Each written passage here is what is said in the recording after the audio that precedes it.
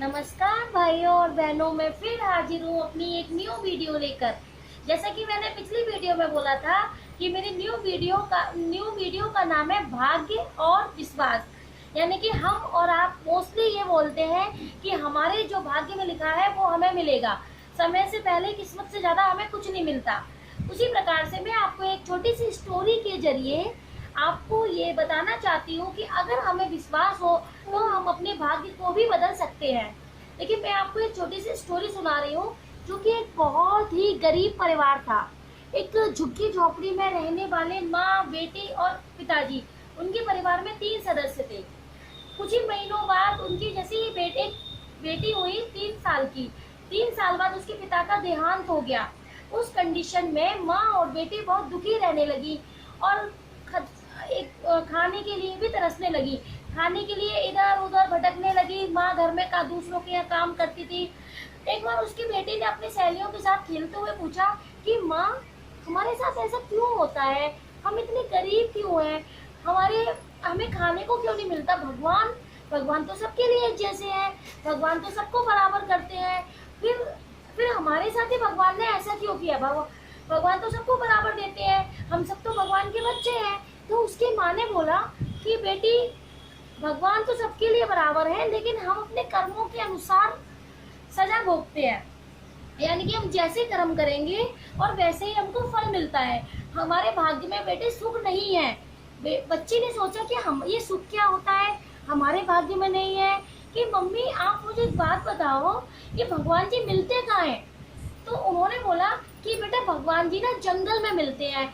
अच्छा, तो वो बच्ची थी जरा सी 6 साल की छोटी बच्ची के मन में पता नहीं क्या चल रहा था। वो सुबह उठी, जंगल में गई, एक बट के नीचे बैठ गई। बट का पेड़ आप लोगों ने सुना ही होगा।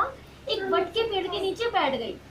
बट के पेड़ के नीचे बैठते ही वो बोली, हे भोले बाबा, प्लीज भोले बाबा मुझे दर्शन दो, प्लीज भोले बाबा मुझे दर्शन दो, प्लीज भोले बाबा। ऐसे वहां संजोग बस शिव जी और पार्वती जी वहां से गुजर रही थी। जैसे ही पार्वती जी की नजर उस बच्ची पर पड़ी, उन्होंने बोला कि इतनी सुंदर बच्ची रो क्यों रही है? तो उन्होंने पूछा कि बेटा क्या हो गया, तुम क्यों रो रही हो ऐसे? तो भोले बाबा ने बोला कि उन्होंने भोले बाबा से पूछा कि जरा सी बच्ची रो क्यों रही है? तो उन्होंने बोला कि देवी जी, इसके भाग्य में सुख नहीं है, ये इसलिए रो रही है।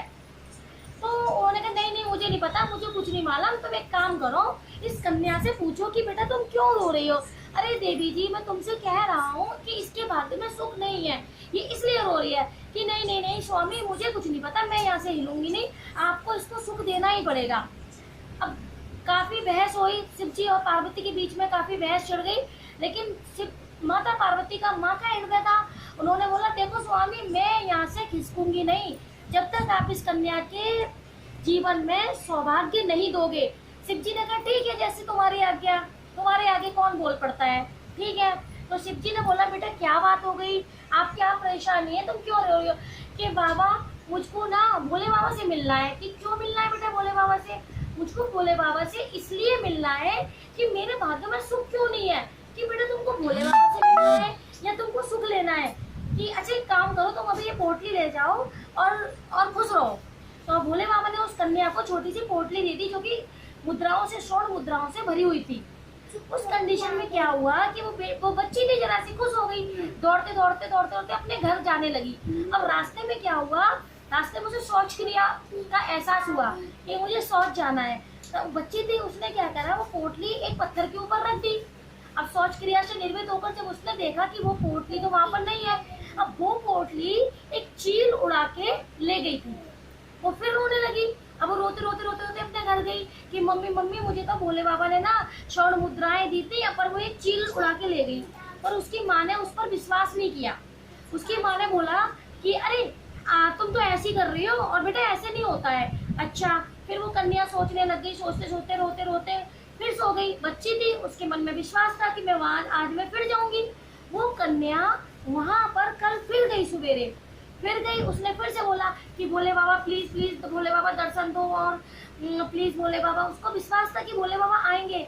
माता पार्वती से शिव जी ने बोला कि देखा देवी, मैंने कहा था ना इसके भाग्य में सुख नहीं है, लेकिन आपने जिद की इसलिए मैंने इसको सुख दिया, उसके बावजूद नहीं मिला।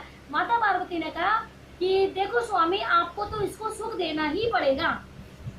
फिर वो कन्या रोने लगी, रोते रोते शिव जी को पुकारने लगी। शिव जी ने फिर उसको दर्शन दिए। शिव जी ने कहा, बेटा क्या बात है? कि उसने आप बीती सुनाई कि शिव जी, आपने मुझे स्वर्ण मुद्राएं दी थी, वो मुद्राएं मेरी चील उड़ा कर ले गई है। अब उस फिर शिव जी ने कहा, ठीक है बेटा, मैं आपको फिर से दे देता हूँ। तो शिव जी ने बोला कि ठीक है बेटा, मैं आपको फिर से दे देता हूँ। अब शिव जी ने उसको फिर से दे दी।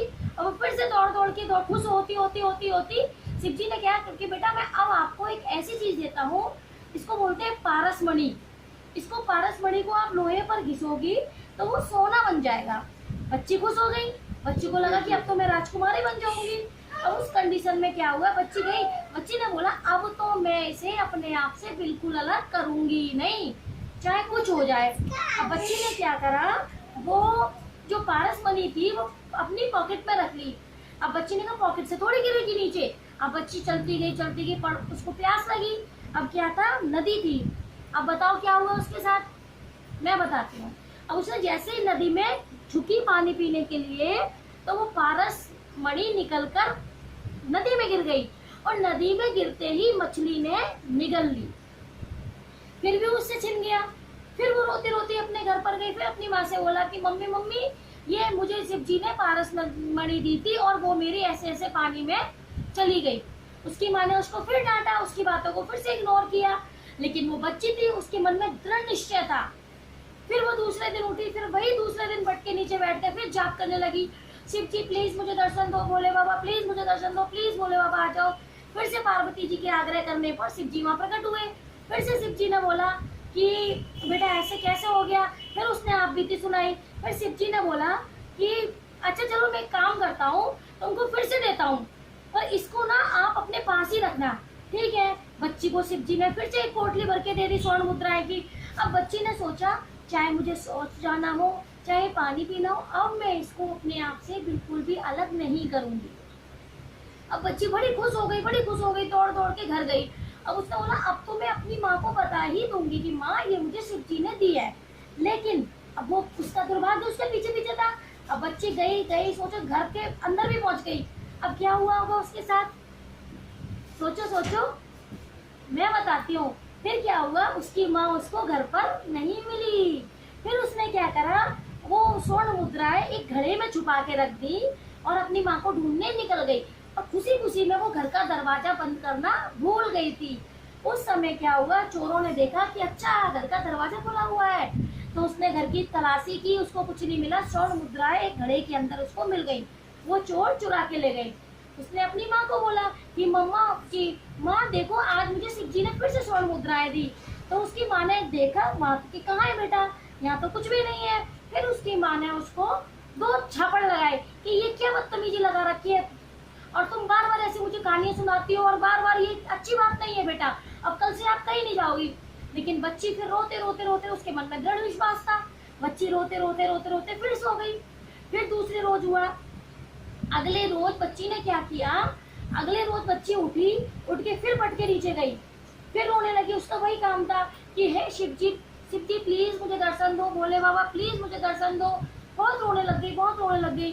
तो माता पार्वती ने बोला, हे स्वामी, हे प्राणनाथ, हे जगत के पालनहार, आपको इस कन्या का दुख दूर करना ही होगा। तो शिव जी बोले कि देवी जी, मैं आपसे कह चुका हूँ कि इसके भाग्य में सुख नहीं है, तुम बताओ मैं इसको कैसे भाग्यशाली बनाऊं, मैं इसको कैसे सुख दूं। देखो स्वामी, मैं आपको बता देती हूँ, इसके भाग्य में मैं मानती हूँ सुख नहीं है, लेकिन इसका विश्वास तो है आपके प्रति, इसकी कर्म निष्ठा तो है आपके प्रति। ये देखो अपना कर्तव्य करती है, और इसको ये भी पता है कि मुझे यहाँ पे शिव जी मिलेंगे। इसका विश्वास, इसका अटूट विश्वास को देखते ही आपको इसका भाग्य बदलना ही होगा। शिव जी इतने कहने पर ही शिव जी प्रसन्न हो गए। जैसे ही शिव जी प्रसन्न हुए तो शिव जी ने बोला कि अच्छा बेटा क्या बात है, अब आप बताओ। बच्ची ने फिर अपनी आप बीती सुनाई कि आप मुझे धन देते हो, कभी कुछ होता है कभी कुछ होता है, ठीक है। तो शिव जी ने बोला कि बेटी, आज मैं तुझे धन नहीं दूंगा, सिर्फ एक सोने का सिक्का दूंगा। तो शिव जी ने उस कन्या के हाथ में एक छोटे से में एक सोने का सिक्का रखा कि जाओ बेटी, इसको घर लेके जाओ। अब बच्ची खुशी खुशी दौड़ती दौड़ती गई। आज तो मैं इसे अपने आप से दूर करूंगी ही नहीं, आज तो मैं इसको अपनी माँ के हाथों में रख के ही मानूंगी। अब सोचो अब उस बच्ची के साथ क्या हुआ होगा। अब बच्ची गई, उसने अपनी माँ के हाथ में रखा कि मम्मा देखो आज मुझे शिव जी ने ये सोने का रुपया दिया है। तो उसकी माँ ने बोला कि देखो माँ आप मुझ पर विश्वास नहीं कर रही थी। तो उसकी माँ ने बोला कि बेटा आप तो बिल्कुल सच बोल रहे थे, मुझे माफ कर दो बेटा, मैंने आपके ऊपर विश्वास नहीं किया, मुझे क्षमा कर दो। उस समय उसकी माँ ने 1 रुपए से सोचो क्या खरीदा। सबसे पहले उसकी माँ बाजार गई और बाजार से मछली लेकर आई। क्या लेकर आई थी? मछली। अब उस मछली में जैसे ही उसने काटा तो उसमें क्या निकला? उस मछली के अंदर निकली पारस मणि। पारस मणि निकलते ही फिर तो वो रानी बन गई, फिर तो वो महलों में महल राजकुमारी का जीवन बिताने लगी। और उसके बाद क्या हुआ, एक दिन कन्या खेलते खेलते खेलते खेलते वन में गई। तो उस वन में उसकी नजर पड़ी चील के घोंसले पर। सोचो अब उसको चील के घोंसले में क्या मिला? सोचो उसको चील के घोंसले में मिला स्वर्ण मुद्राओं की पोटली। तो उसको वो पोटली भी मिल गई। फिर एक दिन क्या हुआ, जो चोर धन चुरा के ले गए थे, शिव जी ने उन चोरों को सपने में बोला कि जो तुम कन्या के घर से धन चुरा के ले आए हो उसको वापस रखो, नहीं तो मैं तुम्हारा धन नष्ट कर दूंगा। तो चोर भी चुपके से धन उसके घर में रख आए। तो इसीलिए शिव जी ने कहा है, और ये कोई फेक वीडियो नहीं है, ये कोई सुनाने वाली कथा नहीं है, ये शिव पुराण के अंदर एक सच्ची घटना है जो कि शिव जी ने स्वयं पार्वती जी को बताई थी।